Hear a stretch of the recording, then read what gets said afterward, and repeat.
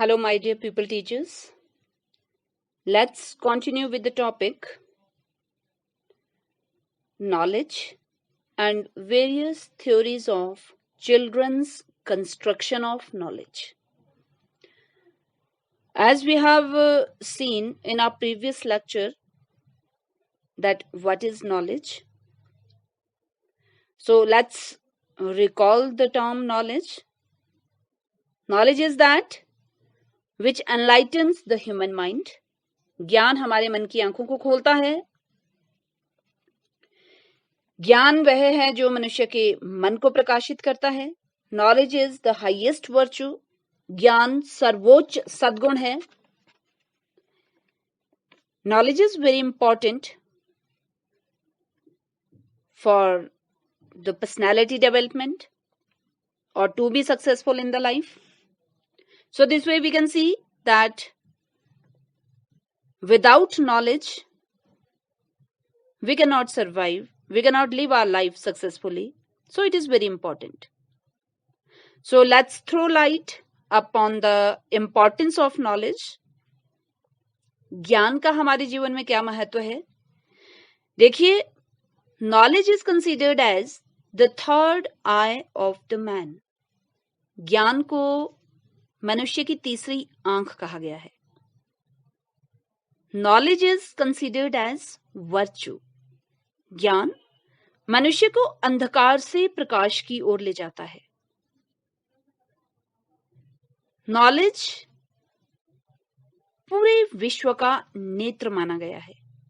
ज्ञान से बढ़कर कोई सुख नहीं है. ज्ञान का प्रकाश जो है सूर्य के समान माना गया है और ज्ञानी मनुष्य ही अपना और दूसरों का कल्याण करने में सक्षम होता है.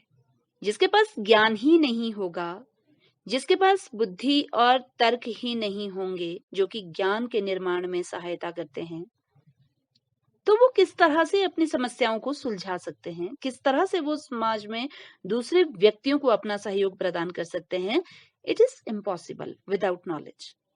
If one wants to adjust himself successfully in the society and if one wants to cooperate and help the other individuals in the society, so it is very important that he or she has to acquire knowledge. ज्ञान जो है वो विश्व के रहस्यों को खोजता है. ज्ञान से ही मनुष्य के चरित्र का निर्माण होता है और उसका बोध होता है. धर्म की भांति ज्ञान को भी जानने के लिए हमें अनुभव करना चाहिए. तो इस तरह से हम देखते हैं कि जो ज्ञान है वो सार्वभौमिक बताया गया है. ज्ञान को एक शक्ति माना गया है और जो तथ्य होते हैं, मूल्य होते हैं, वो ज्ञान के आधार के रूप में कार्य करते हैं. ज्ञान एक चेतना माना गया है जिससे मनुष्य का मनोबल और आत्मविश्वास बढ़ता है. ज्ञान से ही हम अच्छे बुरे,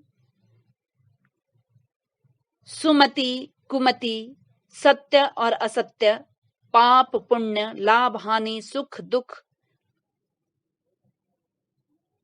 इन सभी का ज्ञान प्राप्त किया जाता है. इसलिए ज्ञान को जो है वो this is known as the food of mind. मस्तिष्क की खुराक माना गया है ज्ञान. So it is very important to acquire. नैतिकता ज्ञान से ही प्राप्त की जा सकती है. देखिए, जीवन को जीने के लिए और जीवन में सफलता प्राप्त करने के लिए नैतिकता पर आधारित जीवन जीना बहुत आवश्यक होता है और ये नैतिकता हमें ज्ञान से ही प्राप्त होती है. तो इस तरह से हम देखते हैं कि knowledge is very important. It should be acquired by each and every individual so as to be successful in the life. Now let's throw light upon the theories of children's construction of knowledge. बच्चों के ज्ञान के निर्माण के सिद्धांत. अब बच्चे ज्ञान का निर्माण कैसे करते हैं, इसकी बहुत सी थ्योरीज दी गई हैं। उनमें से जो मेन थ्योरीज हैं जिनके आधार पर माना जाता है कि बच्चे ज्ञान का निर्माण करते हैं, वो कौन कौन सी थ्योरीज हैं, let's see. First is theory of empiricism, अनुभववादी सिद्धांत। नेक्स्ट थ्योरी ऑफ रैशनलिज्म, बुद्धिवाद का सिद्धांत। देन सेंस रैशनलाइजेशन थ्योरी, संवेद विवेकपूर्ण सिद्धांत। एक्सपेरिमेंटल थ्योरी, प्रायोगिक सिद्धांत। यौगिक थ्योरी, योग सिद्धांत। क्रिटिसिज्म थ्योरी, समीक्षावाद का सिद्धांत। Now let's explain these one by one. First of all, theory of empiricism, अनुभववाद का सिद्धांत। देखिए, ब्रिटिश फिलोसोफर जॉन लॉक को अनुभववाद के जन्मदाता कहा गया है। उन्हें फादर ऑफ एम्पिरिसिज्म के नाम से भी जाना जाता है। तो जॉन लॉक के अनुसार जन्म के समय बालक का मन एक कोरे कागज की तरह होता है। Child's mind is like a simple slate और पेपर, जिस पर कुछ भी लिखा जा सकता है। जैसे जैसे वो एक्सटर्नल वर्ल्ड के कांटेक्ट में आता है, तो सेंसेशंस के रूप में जो भी वस्तुओं के चिन्ह उसके मस्तिष्क की खाली पट्टी पर अंकित हो जाते हैं।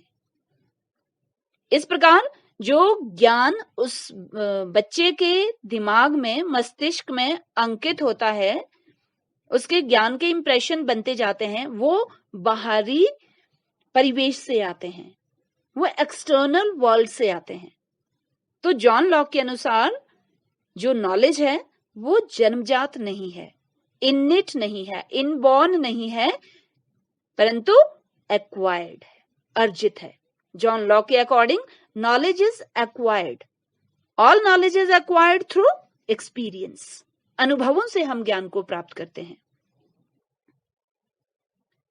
अनुभव को समूचे ज्ञान का स्रोत माना जाता है। यह हमारे मस्तिष्क या मन के बाहर से आता है।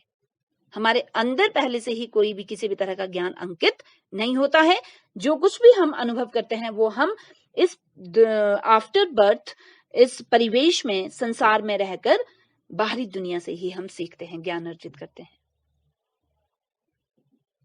Now next, this is according to empiricism, theory of empiricism, अनुभववाद का सिद्धांत। अनुभववाद के सिद्धांत के अकॉर्डिंग जॉन लॉक के क्या मत हैं ज्ञान के निर्माण में? तो जॉन लॉक कहते हैं कि हम ज्ञान को जो है सिर्फ और सिर्फ अनुभवों के द्वारा ही हासिल करते हैं, और अनुभवों को हम बाहरी समाज से, एक्सटर्नल वर्ल्ड से, अपने परिवेश, जिस परिवेश में हम रहते हैं वहां से ही प्राप्त करते हैं। ज्ञान कभी भी इनेट नहीं होता है, ज्ञान हमेशा एक्वायर्ड होता है, ज्ञान को हमेशा अर्जित ही किया जाता है। Now let's see next theory, that is theory of rationalism, बुद्धिवाद का सिद्धांत।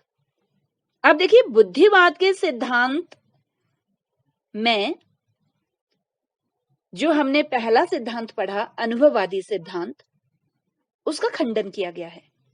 मींस जो रैशनलिज्म की थ्योरी है ये एम्पिरिसिज्म की थ्योरी के बिल्कुल ऑपोजिट है। जैसे एम्पिरिसिज्म की थ्योरी, अनुभववाद का जो सिद्धांत हमने पहले देखा, उसमें यह कहा गया कि ज्ञान इनिट नहीं है, इनबॉर्न नहीं है, ज्ञान को हम प्राप्त करते हैं आफ्टर बर्थ, बाहरी दुनिया से, जिस दुनिया में हम रहते हैं, जिस परिवेश में हम रहते हैं। जबकि रैशनलाइजेशन थ्योरी क्या है, थ्योरी ऑफ रैशनलिज्म क्या है, बुद्धिवाद का सिद्धांत क्या कहता है? ये कहते हैं कि all knowledge is rational in nature, केवल बुद्धि के द्वारा ही निश्चित, सत्य और सार्वभौम ज्ञान प्राप्त किया जा सकता है। Definite, true and universal knowledge can be attend only through intellect. बुद्धि ही ज्ञान का अंतिम प्रमाण है। Reason alone is the final testimony of knowledge. बुद्धि हमें जन्म से मिलती है। देखिए, बुद्धिवादी क्या कहते हैं कि बुद्धि हमें जन्म से मिलती है और उसी से हम समस्त ज्ञान प्राप्त करते हैं। और जो ज्ञान होता है वो आइडियाज के रूप में होता है। इसलिए ये कहा जा सकता है कि हमारे ये जो आइडियाज हैं या प्रत्यय हैं, ये जन्म से ही हमारे साथ होते हैं। और इसके आधार पर ये बुद्धिवादी क्या कहते हैं कि जो ज्ञान है वो जन्मजात है। जबकि अनुभववादी सिद्धांतकार जो थे, उन्होंने क्या कहा? उन्होंने कहा कि नॉलेज इनबॉर्न नहीं है, नॉलेज अर्जित किया जाता है, ज्ञान को अर्जित किया जाता है। और इसके ऑपोजिट ये बुद्धिवादी सिद्धांतकार क्या कहते हैं? थ्योरी ऑफ रैशनलिज्म के अकॉर्डिंग क्या है कि जो ज्ञान है, ज्ञान को जो हम हमारे ये जो प्रत्यय हैं, जो विचार हैं, ये जन्म से हमारे साथ होते हैं। तो ज्ञान इनबॉर्न है। उनके विचारों के आधार पर यह कहा जा सकता है कि बुद्धिवाद वह वाद है जिसके अनुसार ज्ञान के कुछ आइडियाज जन्मजात होते हैं। तो बुद्धिवाद के अनुसार हमारे जितने भी इनेट और यूनिवर्सल नॉलेज हैं, जन्मजात और सार्वभौमिक ज्ञान है, ये अति आवश्यक है। ये अनुभव पर आधारित नहीं होते हैं, बल्कि हमारा जो अनुभव है, अनुभव ही उन पूर्व निहित प्रत्ययों पर निर्भर होता है। सो अकॉर्डिंग टू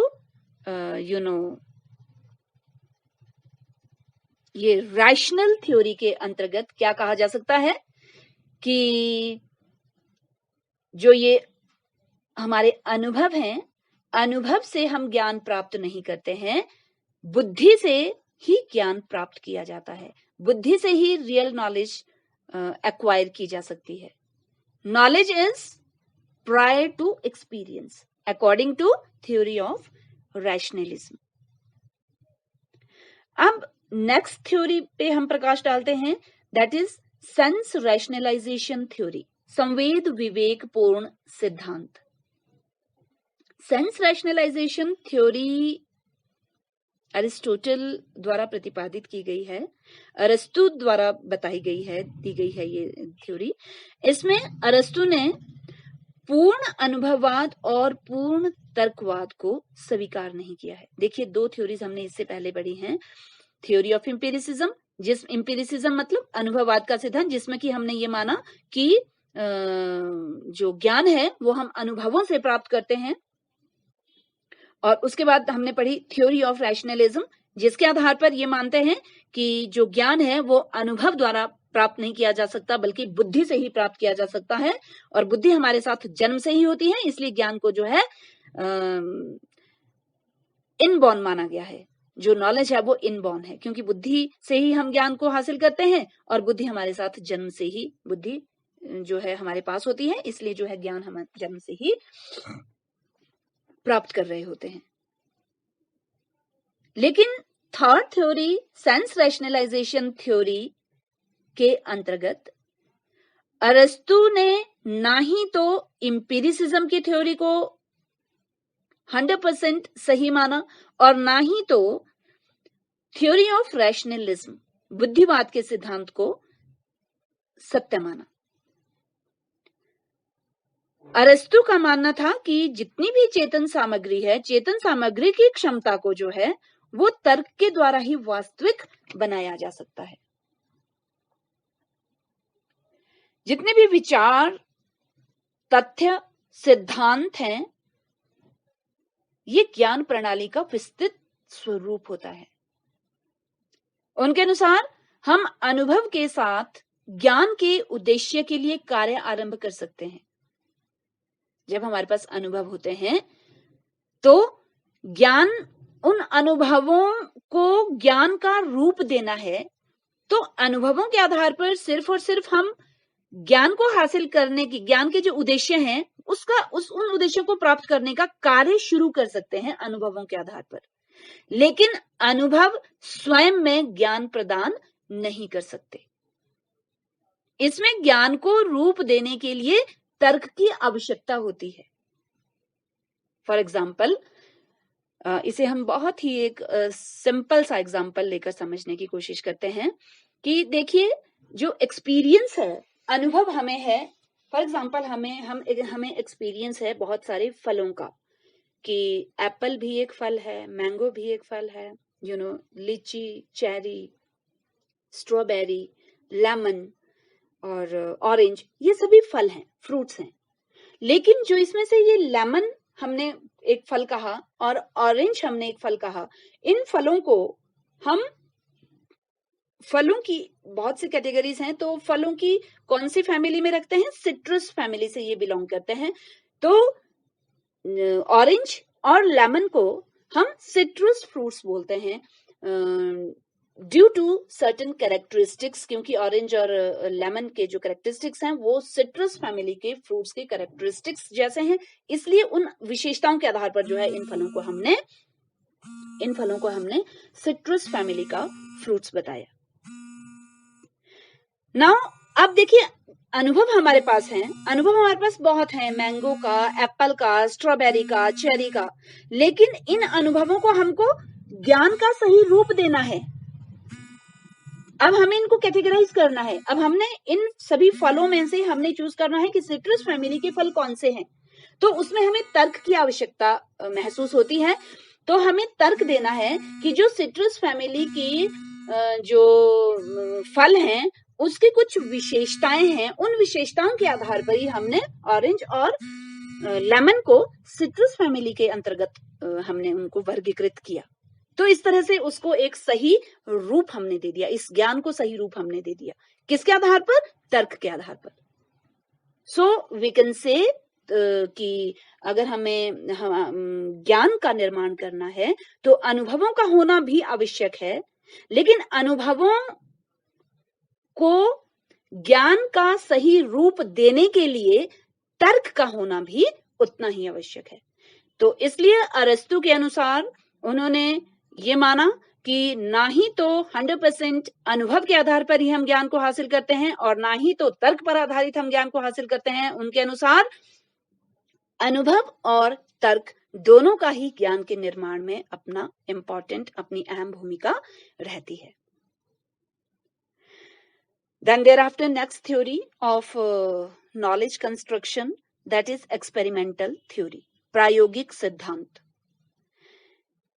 प्रायोगिक सिद्धांत, जैसे हमने पहले ही प्रीवियस लेक्चर में भी अपने लेक्चर में ये क्लियर किया था कि ज्ञान जो कि प्रयोगों पर आधारित होता है, जो कि प्रयोग के अंतर्गत जो निष्कर्ष हम निकालते हैं, जो अनुभव हम प्राप्त करते हैं, उसको जो है हम एक पर्टिकुलर ज्ञान का प्रारूप प्रदान करते हैं। तो प्रयोजनवाद जीवन का सिद्धांत है कि जो प्रयोगों पर आधारित ज्ञान के सिद्धांत को स्वयं में समेटे हुए है। उनके अनुसार यथार्थ ज्ञान, यथार्थ मीन्स रियल नॉलेज प्राप्त करने की जो सर्वोत्तम विधि है वो एक्सपेरिमेंटल मेथड ही है।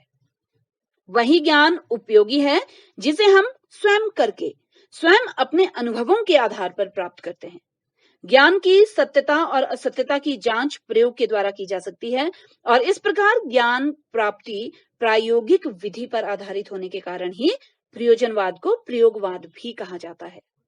इस विधि के अनुसार जैसे जैसे व्यक्ति नए नए अनुभव प्राप्त करता रहता है, वैसे वैसे उसके जो प्रीवियस एक्वायर्ड जो नॉलेज होती है उसमें उतनी ही परफेक्शन आती जाती है। जैसे हमने अपने पहले लेक्चर में भी कहा था, फॉर एग्जांपल, या कोई लैब में बच्चों से एक्सपेरिमेंट करवाए जाते हैं, कोई गैस प्रिपरेशन है, how to prepare carbon dioxide gas, और इस तरह से अलग अलग प्रिपरेशन, या हमने देखा था कि जलने के लिए जो है, बर्निंग के लिए जो है वो ऑक्सीजन की आवश्यकता होती है। विदाउट ऑक्सीजन जो ये बर्निंग प्रोसेस है ये कंप्लीट नहीं होता है। तो इसे साइंटिस्ट्स ने इन सभी विषयों पर जो है वो प्रयोग किए, एक्सपेरिमेंट्स कंडक्ट किए और ऑब्जर्वेशंस के आधार पर कुछ इन्होंने ठोस निष्कर्ष निकाले। तो इन्हें हम दोबारा से एक्सपेरिमेंट करके इन सभी विषयों पर इन्हें पुनः सत्यापित, रीसत्यापित कर सकते हैं, वेरीफाई कर सकते हैं, रीवेरीफाई कर सकते हैं, और इस तरह से अपने ज्ञान में और ज्यादा निखार और सुधार ला सकते हैं। देन नेक्स्ट इज यौगिक थ्योरी, योग सिद्धांत। देखिए, योग सिद्धांत भी जो है हमारे ज्ञान के निर्माण में इसकी भी अहम भूमिका मानी गई है, क्योंकि ये माना गया है कि जो हमारा मस्तिष्क है, जो हमारा मन है, इनफैक्ट वो बहुत चंचल है, और इस मानसिक चंचलता को नियंत्रित करना बहुत आवश्यक है अगर हम ज्ञान प्राप्त करना चाहते हैं। तो योग का जो मुख्य उद्देश्य है वो इस मानसिक चंचलता को नियंत्रित करना ही है, और इस मस्तिष्क को एक बिंदु पर केंद्रित करना है, और सभी बुराइयों की जड़ जो है, और सभी बुराइयों की जड़ देखिए क्या होती है? अज्ञानता होती है। तो सभी बुराइयों की जड़ जो अज्ञानता है, इस अज्ञानता को जड़ से खत्म करना है, और ये तभी संभव हो सकता है जब हम इन यौगिक क्रियाओं के द्वारा अपनी इस मानसिक चंचलता को नियंत्रित करके अपने टारगेट पर फोकस करने की प्रैक्टिस करते हैं। ये केवल योग की साधना के विकास से ही संभव हो सकता है, जिसमें कुछ शारीरिक और कुछ मानसिक क्रियाएं करवाई जाती हैं, जिससे केंद्रीकरण की सहायता से मानसिक सचेतना को उच्च स्तर तक ले जाया जा सकता है। सो इस तरह से यौगिक theory is also very important in the construction of knowledge. Then criticism theory, समीक्षावाद का सिद्धांत। देखिए, समीक्षावाद का सिद्धांत इमैनुअल कांट ने दिया है। उनके अकॉर्डिंग ज्ञान के कारण की खोज के लिए नॉलेज का क्या कारण है, उसकी खोज के लिए बुद्धिवाद और अनुभववाद दोनों को ही उन्होंने एक्सेप्ट किया, लेकिन दोनों को एज सेपरेट एंटाइटी के रूप में उन्होंने एक्सेप्ट नहीं किया। उन्होंने पक्षपात रहित होकर इन दोनों वादों, बुद्धिवाद और अनुभववाद, दोनों की ही शक्ति की परीक्षा की, दोनों को ही टेस्ट किया। इसके लिए उन्होंने निर्धारित सिद्धांतों को जो है वो परीक्षावाद का नाम दिया, दोनों ही थ्योरीज को टेस्ट करते हुए। और इमैनुअल कांट के अनुसार जो इन्होंने क्रिटिसिज्म की थ्योरी दी, समीक्षावाद का सिद्धांत दिया, परीक्षावाद पर इन्होंने फोकस किया, तो उनके अकॉर्डिंग परीक्षावाद वह दर्शन है, इट इज दैट फिलॉसफी जो कुछ कहने से पहले तोलता है और कुछ जानने से पहले ज्ञान की शर्तों की जांच करता है। कांट का मानना है कि जो बुद्धिवाद है और अनुभववाद है, ये दोनों को ही उन्होंने डॉगमेटिक बताया है। डॉगमेटिक मीन्स अंधविश्वासी बताया है। उनका कहना है कि बुद्धिवाद वृद्धि के गुण दोषों और उनकी सीमाओं की जांच किए बिना इस अंधविश्वास को अपना लेते हैं कि बुद्धि से ही रियल नॉलेज हम प्राप्त कर सकते हैं, और अनुभववादी भी इतना अंधविश्वासी होता है क्योंकि वह अनुभव के गुण दोषों की जांच किए बिना ही इस अंधविश्वास में डूबा रहता है कि अनुभव से ही हम रियल नॉलेज प्राप्त कर सकते हैं। तो इसलिए कांट ने बुद्धिवादी को भी और अनुभववादी को भी अंधविश्वासी बताया। और कांट का क्या मत है? कांट का मत है कि बुद्धि और अनुभव दोनों की समीक्षा करके, दोनों को क्रिटिकली एनालाइज करके ये देखना है कि ज्ञान की क्रिया में इनका क्या महत्व है। रीजन बुद्धि का और अनुभव का, दोनों का।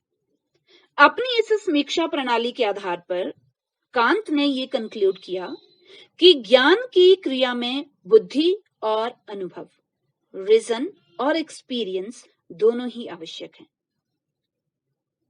क्यों? क्योंकि अनुभवों से क्या होता है? हमें कच्चा माल मिलता है। रॉ मटेरियल मिलता है, और बुद्धि से हम बुद्धि से जो है हम इस रॉ मटेरियल को एक रूप देते हैं, एक स्ट्रक्चर देते हैं, एक आकार प्रदान करते हैं। जैसे हमने अभी पहले एग्जांपल लिया था कि ज्ञान के निर्माण में जो है वो अनुभवों का होना भी आवश्यक है और बुद्धि का होना भी आवश्यक होता है। क्यों? क्योंकि वही बात इन्होंने ये कांत ने भी कही है। कांत के अकॉर्डिंग क्या है कि देखिए, अनुभव क्या करते हैं, अनुभव और बुद्धि दोनों का होना ही आवश्यक है। अनुभव क्या करते हैं, हमें रॉ मटेरियल देते हैं। जैसे हमने फ्रूट्स का एग्जांपल लिया था, तो वो अनुभव थे, हमारे पास बहुत से अनुभव थे फलों के। Mango as fruit we have experienced, apple as fruit we have experienced, strawberry, lychee, इस तरह से ऑरेंज, लेमन, बहुत से फलों का हमको अनुभव है।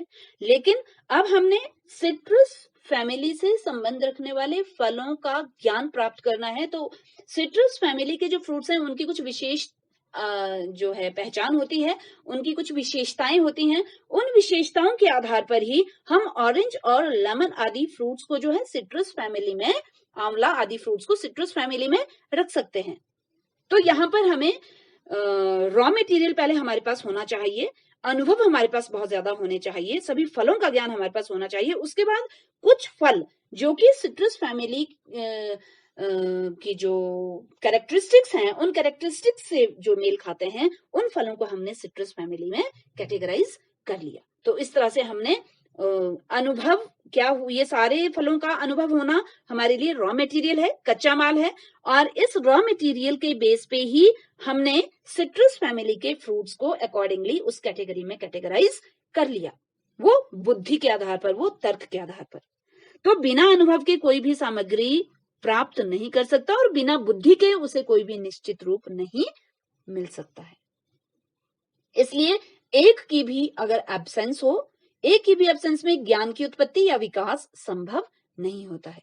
सो कांत का क्या मानना है कि बुद्धि के बिना संवेदनाएं अंधी होती हैं, और संवेदनाओं के बिना बुद्धि खोखली होती है। सो टू कंक्लूड, इमैनुअल कांत के अनुसार ज्ञान को प्राप्त करने के लिए अनुभव और बुद्धि दोनों का होना ही आवश्यक माना गया है, क्योंकि जो अनुभव है वो हमें रॉ मटेरियल प्रोवाइड करते हैं, और जो बुद्धि है, बुद्धि हमें उस रॉ मटेरियल को एक प्रॉपर फॉर्म, एक प्रॉपर आकार प्रदान करने में सहायता प्रदान करती है, जिस तरह से हम ज्ञान को हासिल कर सकते हैं। So this is all about knowledge and various theories of knowledge. Thank you and have a nice day.